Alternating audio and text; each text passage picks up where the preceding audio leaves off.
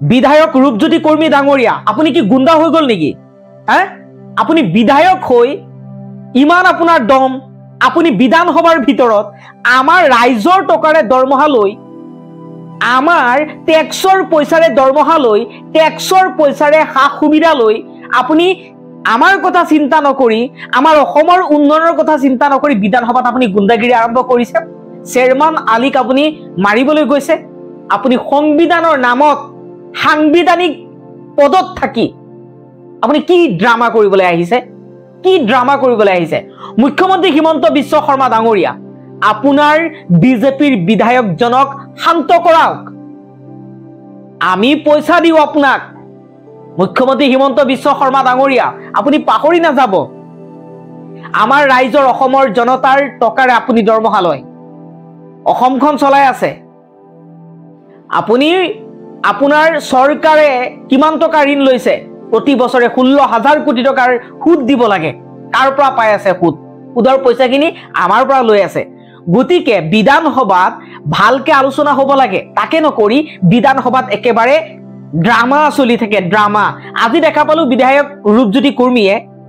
তেওঁ যেন বিধায়ক হৈ সাংবিধানিক পদত থাকি এজন বিধায়ক হৈ তেওঁ বিধানসভাত কি কৰিলে নিজৰ আসনখনৰ পৰা উঠি আহি চেয়াৰম্যান আলী দেৱব্ৰত শইকীয়াক তেওঁৰ দেৱব্ৰত শইকীয়া চেয়াৰম্যান আলীক মাৰিবলৈ উঠি আহিছে ইমান সাহস আপোনাৰ ইমান দম হৈ গল নেকি হে আপুনি আমাৰ টকাৰে দৰমহা পাই আছে ভাবে নে না ভাবে আপুনি বিধায়ক হৈ গল বুলি আপুনি দেশৰ ৰজা হৈ গল নেকি হে দেশৰ ৰজা হৈ গল নেকি আপুনি কালি যদি আপোনাৰ সমষ্টিত ভোট নিদিয়ে তেতিয়া আপুনি কি হ'ব তেতিয়া আপুনি কলৈ যাব আপুনি দম দি আছে যে 20 বছৰৰ পৰা মই বিধায়ক আৰু 20 বছৰৰ পৰা কাৰ কাৰণে বিধায়ক হৈছে জনতাৰ বাবে আজি জনতাৰ টকা লৈ আপুনি বিধানসভাত কি কৰিব লাগিছিল আৰু কি কৰি আছে আপুনি হে আপোনাৰ ইমান খং আমি আপোনাক বিধায়ক বনাই বিধানসভাত পঠিয়াইছো আমি আপোনাক বিধায়ক বনাই দিছপুৰত পঠিয়াইছো এইবিলাক নাটক কৰিবলৈ ড্ৰামা কৰিবলৈ নেকি হে ইমান মূল্যৱান সময় আপোনালোকে এই ড্ৰামা একচন কৰি আপোনালোকে সময় নষ্ট কৰে হে আমাৰ অসমৰ কথা চিন্তা কৰিব লাগে সমষ্টিৰ জনতাৰ কথা চিন্তা কৰিব লাগে উন্নয়নৰ কথা ক'ব লাগে তাকে নকৰি কিবা এটা উছিলা লৈ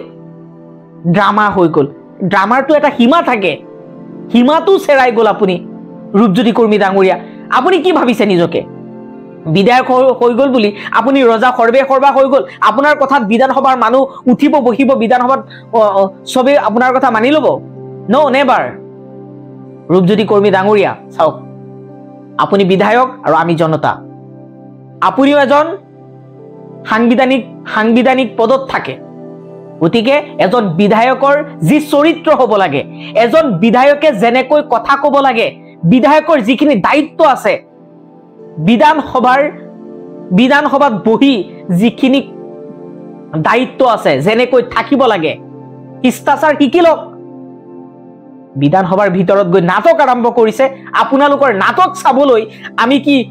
বহি থাকো নেকি ইমান মূল্যৱান সময় তাত কি হৈ আছে কোৱা আমি চাই থাকো আৰু আপুনি ড্ৰামা আৰম্ভ কৰি দিছে মানে কি আপুনি নিজকে কি বুলি ভাবে অসমৰ জনতাই চাই আছে আপোনালোকৰ নাটকবোৰ বিধায়ক বনাই পঠিয়াইছে এইবিলাক ড্ৰামা কৰিবলৈ নেক্সট টাইম এনেকুৱা ড্ৰামা কৰাৰ পূৰ্বে এবাৰ ভাবিব যে মোক যদি জনতাই মোৰ সমষ্টিবাসীয়ে ভোট নিদিয়ে মোৰ অৱস্থা কি হ'ব আপোনাক কোনেও চিনি নাপাব আজি আপুনি বিধায়ক হৈ গল বুলি আপুনি বিধানসভাত বহি মানে গৰম হৈ গল যাতে এইটো ভাইৰেল হৈ যায় মানুহে চাব পাৰে ৰূপজ্যোতি কৰ্মী ইমান খঙাল মানুহ খং য'ত দেখাব লাগে তাত দেখাওক বিধায়কে খং কৰিবলৈ আহিছে আৰু আপুনি এজন বিধায়ক মনত ৰাখিব আপুনি এজন বিধায়ক আপোনাৰ ল্যাঙ্গুৱেজবোৰ ঠিক কৰি লওক বিধানসভাৰ মজিয়াত আৰু বেলেগ বিধায়কে যদি এনেকুৱা কথা ক'লে হয় কেতিয়াবা নিলম্বন কৰি দিলে হয়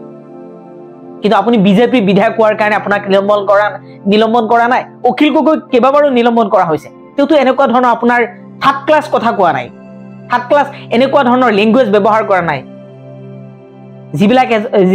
যিবিলাক কথা আপুনি কৈছে বিধানসভাত তই তই বুলি কৈ যিবিলাক লেংগুৱেজ আপুনি ব্যৱহাৰ কৰিছে,